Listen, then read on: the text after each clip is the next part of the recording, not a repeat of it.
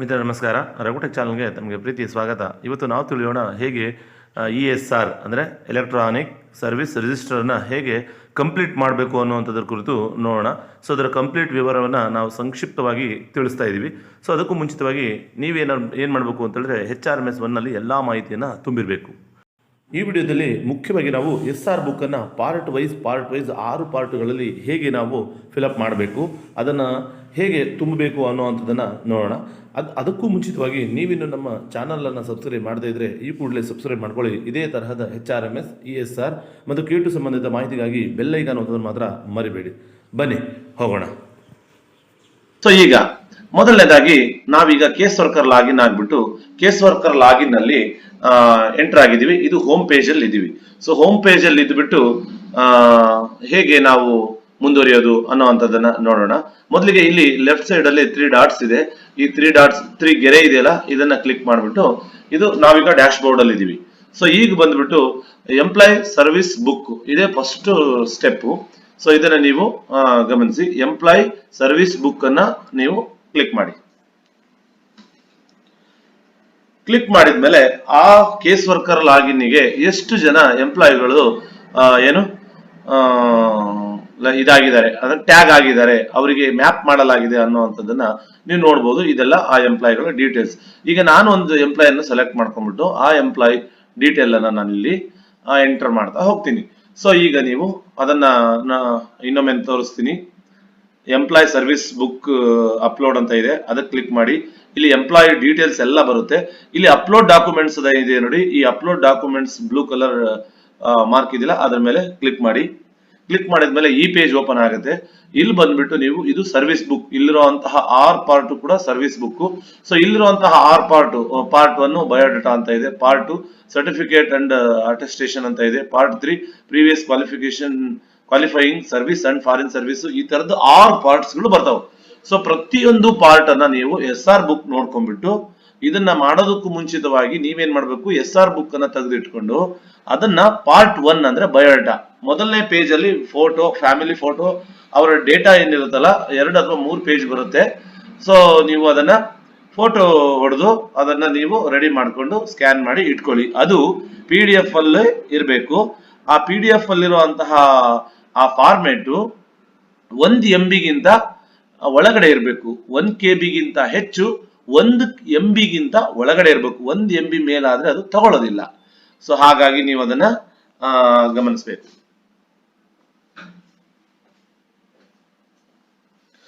ಈಗ ನಾನು ಮೊದಲನೇದಾಗಿ ಪಾರ್ಟ್ 1 ಅಲ್ಲಿರುವಂತಹ ಬಯೋಡೇಟಾವನ್ನ ಇಲ್ಲಿ ಸರ್ವಿಸ್ ಬುಕ್ ಅನ್ನುವಂಥದ್ದು ಅದು ಕ್ಲಿಕ್ ಆಗಿರುತ್ತೆ. ಸರ್ವಿಸ್ ಬುಕ್ ಅಡಿಯಲ್ಲಿ ಬರುವಂತಹ ಸಬ್ ಮೆನ್ಯೂಸ್ ಗಳಿವು. ಸೊ ಪಾರ್ಟ್ 1 ಅನ್ನ ಕ್ಲಿಕ್ ಮಾಡಬೇಕು. ಪಾರ್ಟ್ 1 ಕ್ಲಿಕ್ ಮಾಡಿದ್ಮೇಲೆ ಅದಕ್ಕೆ ಸಂಬಂಧಪಟ್ಟಂತೆ ನಾವು ಏನು ಫೈಲ್ ಅನ್ನ ರೆಡಿ ಮಾಡ್ಕೊಂಡಿದೀವೋ 1 MB ಆ ಬಯೋಡೇಟಾ ಫೈಲ್ ಅನ್ನ ಈಗ ಚೂಸ್ ಮಾಡಬೇಕು. ಅದು ಎಲ್ಲಿ ಸೇವ್ ಆಗಿದೆ ಅದಕ್ಕೆಲ್ಲದಕ್ಕೂ ನೀವು ಸೇವ್ ಮಾಡಿ ಇಟ್ಟಿರ್ಬೇಕು. ಪಾರ್ಟ್ 1, ಪಾರ್ಟ್ 2, ಪಾರ್ಟ್ 3 ಅಂತ. ಸೊ ಈಗ ನಾನು ಪಾರ್ಟ್ 1 ಸೆಲೆಕ್ಟ್ ಮಾಡ್ತಾ ಇದ್ದೀನಿ. ಓಪನ್ ಕೊಟ್ಟೆ.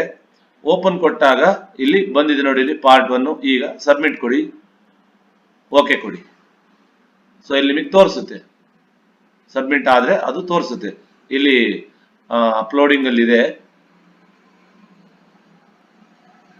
ಓಕೆ, ಇಲ್ಲಿ ನೋಡಿ ಎಂಪ್ಲಾಯ್ ಸಕ್ಸಸ್ಫುಲ್ ಆಯ್ತು.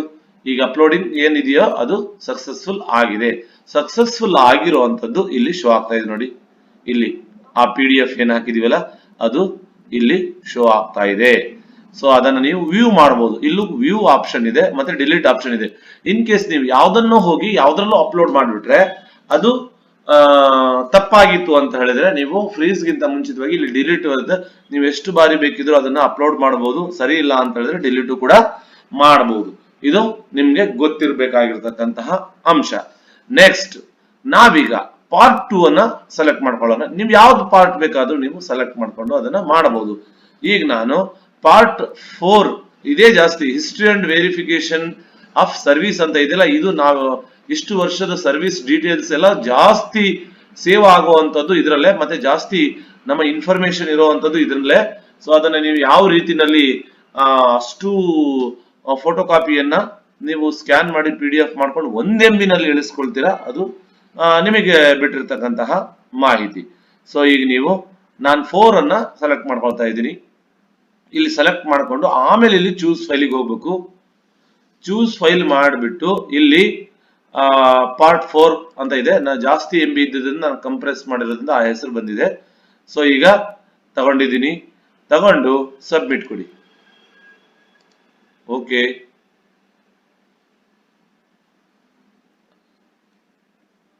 ಇಲ್ಲ ಆಯ್ತು ನೋಡಿ, KJID ನಂಬರ್ ಕೊಟ್ಬಿಟ್ಟು ಸಬ್ಮಿಟ್ ಆಗಿದೆ.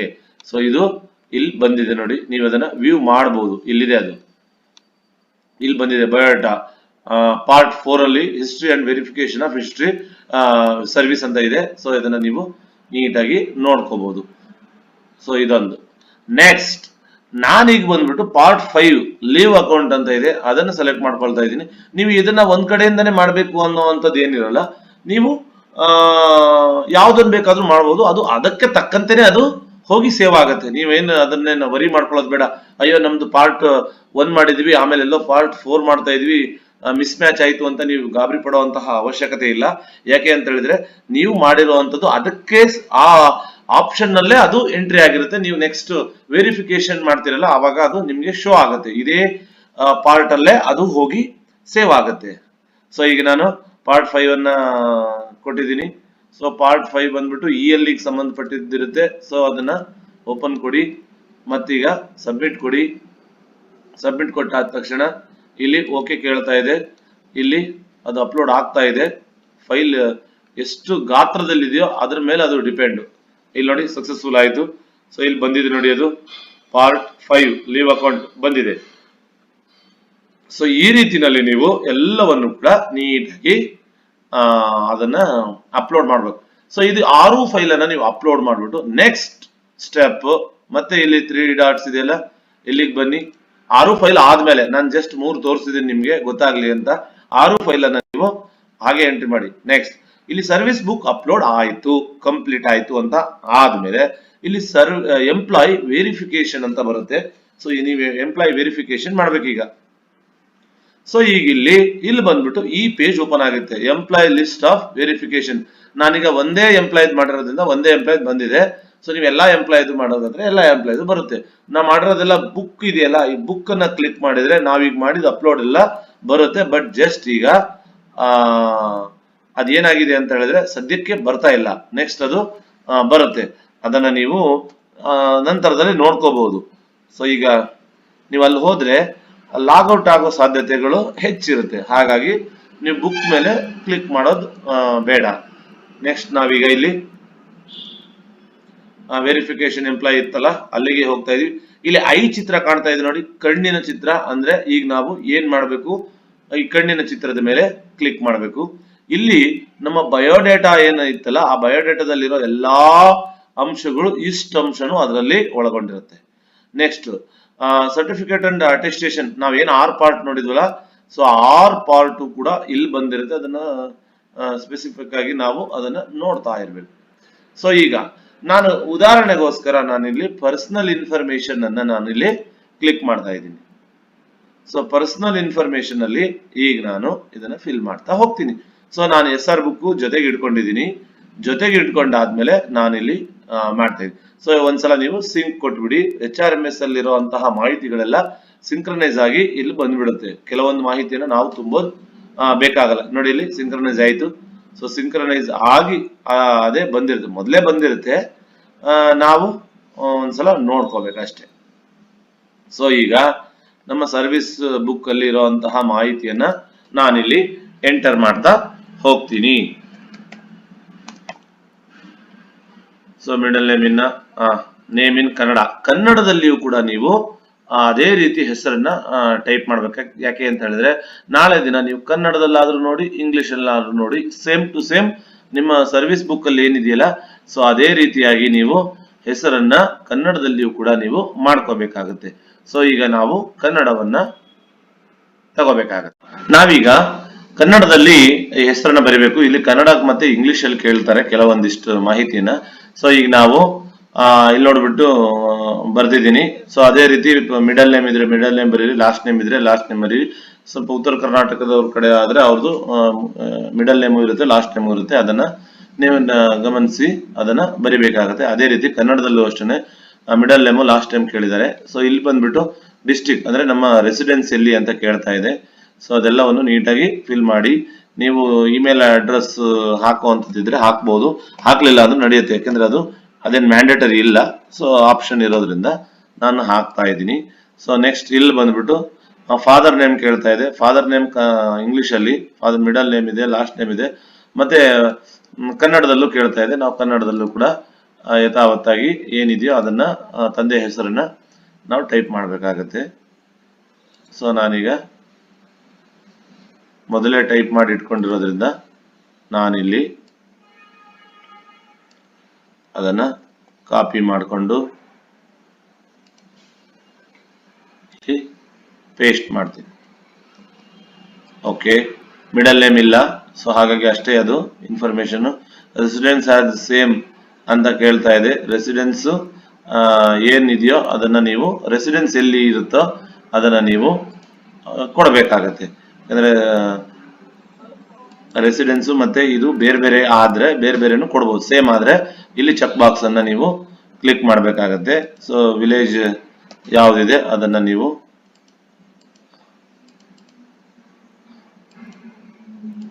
ಸೆಲೆಕ್ಟ್ ಮಾಡ್ಕೊಳ್ಳಿ. ಪಿನ್ ಕೋಡ್ ಸರಿಯಾಗಿದ್ರೆ ಅದನ್ನ ಹಾಕಿ, ಇಲ್ಲ ಅಂತ ಹೇಳಿದ್ರೆ ಸರಿ ಇರುವಂತಹ ಪಿನ್ ಕೋಡ್ ಅನ್ನ ನೀವು ಇಲ್ಲಿ ಹಾಕ್ಬೇಕಾಗತ್ತೆ. ಸೊ ಲ್ಯಾಂಡ್ ಲೈನ್ ಅದೇ, ಇಮೇಲ್ ID ಅದೇ ಇರುತ್ತೆ. ಇಲ್ಲಿ ಬಂದ್ಬಿಟ್ಟು ಅದು HRMS 1ರಿಂದ ಏನು ಇನ್ಫಾರ್ಮೇಶನ್ ಇತ್ತೋ ಅದು ಬಂದಿರುತ್ತೆ. ಸೊ ನೀವೇನಾದ್ರೂ ಚೇಂಜ್ ಮಾಡೋವಂಥದ್ದು, ಇಲ್ಲಿ ಮೇಲ್ ಫಿಮೇಲ್ ಏನಾದ್ರು ಚೇಂಜ್ ಮಾಡೋವಂಥದ್ದು ಇದ್ರೆ ನೀವು ಚೇಂಜ್ ಮಾಡ್ಕೋಬಹುದು. ಇಲ್ಲಿ ಅಷ್ಟೇ ಚೇಂಜ್ ಮಾಡಕ್ ಬರುತ್ತೆ, ಮೇಲ್ ಫಿಮೇಲ್ ಅದು ಬರೋದಿಲ್ಲ. ಸೊ ಇದು ಜೈನ್ ಅಂತ ಆಗಿತ್ತು, ಆದ್ರೆ ಅದು ಜೈನ್ ಅಲ್ಲ, ಹಿಂದೂ ಅಂತ ನಾನು ಮಾಡಿದ್ದೀನಿ. ಸೊ ನಿಮ್ಗೆ ಕ್ಯಾಸ್ಟ್ ಸರ್ಟಿಫಿಕೇಟ್ ಇದ್ರೆ ಅದನ್ನ ಇಲ್ಲಿ ಅಪ್ಲೋಡ್ ಮಾಡಬಹುದು. 1 KB ಗಿಂತ ಹೆಚ್ಚಿರ್ಬೇಕು, 1 MB ಗಿಂತ ಒಳಗಿರ್ಬೇಕು. ಸೊ ಏನೂ ಇಲ್ಲ ಅಂತ ಹೇಳಿದ್ರೆ ಸುಮ್ಮನಾಗೋದು, ಇದೇನು ಮ್ಯಾಂಡೇಟರಿ ಇಲ್ಲ ಇಲ್ಲಿ, ಹಾಗಾಗಿ ಸುಮ್ಮನೆ. ಸೊ ಇಲ್ಲಿ ಓಕೆ, ಇಲ್ಲಿ ಉಳಿದಿದ್ದು ಯಾವ್ದಾದ್ರು ಇನ್ಫಾರ್ಮೇಶನ್, ಇಲ್ಲಿ ಮ್ಯಾರೇಜ್ ಸರ್ಟಿಫಿಕೇಟ್ ಇದ್ರೆ ನೀವು ಮ್ಯಾರೇಜ್ ಸರ್ಟಿಫಿಕೇಟ್ ಅನ್ನ ನೀವು ಇಲ್ಲಿ ಎಂಟ್ರಿ ಮಾಡಬಹುದು. ಸೊ ಇಲ್ಲ ಅಂತ ಹೇಳಿದ್ರೆ ಸುಮ್ಮನೆ ಆಗೋದು. ಓಕೆ, ಇಲ್ಲಿ ಮಾರ್ಕ್ ಅನ್ನ ಕೇಳ್ತಾ ಇದೆ. ಮಾರ್ಕ್ ಅನ್ನ ನೀವು SR ಬುಕ್ ಅಲ್ಲಿ ಹಾಕಿರ್ತೀರಾ. ಈ ಬಯೋಡೇಟಾ ಇದೆಯಲ್ಲ, ಈ ಬಯೋಡೇಟಾದಲ್ಲಿ ಇನ್ಫಾರ್ಮೇಶನ್ ಇರುತ್ತದು ಇಲ್ಲಿದೆ, ನೀವು ಬೇಕಿದ್ರೆ ಅದನ್ನ ನೋಡ್ಬೋದು. ಸೊ ಅದನ್ನ ನೀವು ಇನ್ಫಾರ್ಮೇಶನ್ ಏನಿದೆಯೋ ಅದನ್ನ ಎಂಟರ್ ಮಾಡಬಹುದು. ಅದೇ ಮ್ಯಾಂಡೇಟರಿ ಇದೆ. ಸೊ ಮ್ಯಾಂಡೇಟರಿ ಏನಿದೆಯಲ್ಲ ಅದನ್ನ ನೀವು ಹಾಕ್ಲೇಬೇಕಾಗತ್ತೆ.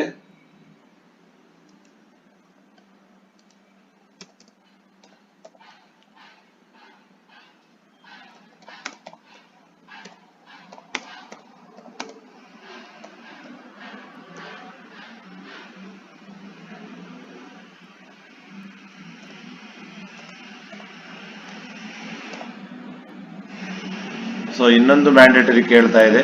ಸೊ ಅದು ಮ್ಯಾಂಡೇಟರಿ ಏನಾದ್ರೂ ಏನು ಇಲ್ಲ ಅಂತ ಹೇಳಿದ್ರೆ ಎಕ್ಸ್ ಅಂತ ಹಾಕಿ.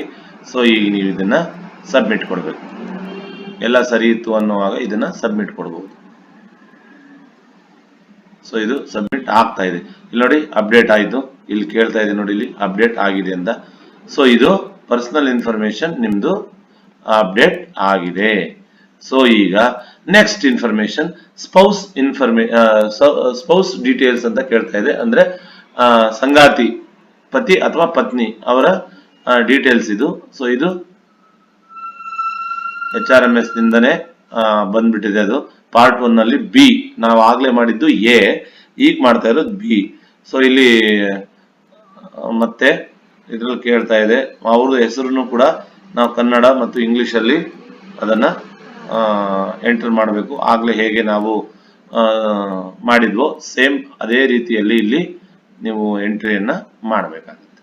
ಸೊ ಇದು ನಾವು ಹೇಗೆ ಎಂಟ್ರಿ ಮಾಡೋದು, ಇಲ್ಲಿ ಇದೆಯಲ್ಲ ಎಲ್ಲಾ ಆಪ್ಷನ್ ಅನ್ನು ಕೂಡ, ಅಂದ್ರೆ ಇಲ್ಲಿ ಏನ್ ಕಾಣ್ತಾ ಇದೆ ನೋಡಿ, ಇಲ್ಲಿ ವೆರಿಫಿಕೇಶನ್ ಅಲ್ಲಿ ಕಾಣ್ತಾ ಇದೆಯಲ್ಲ, ಎಲ್ಲವನ್ನು ಕೂಡ ನೀವು ನಿಧಾನವಾಗಿ ನೋಡ್ಬಿಟ್ಟು ಮಾಡ್ಬೇಕು.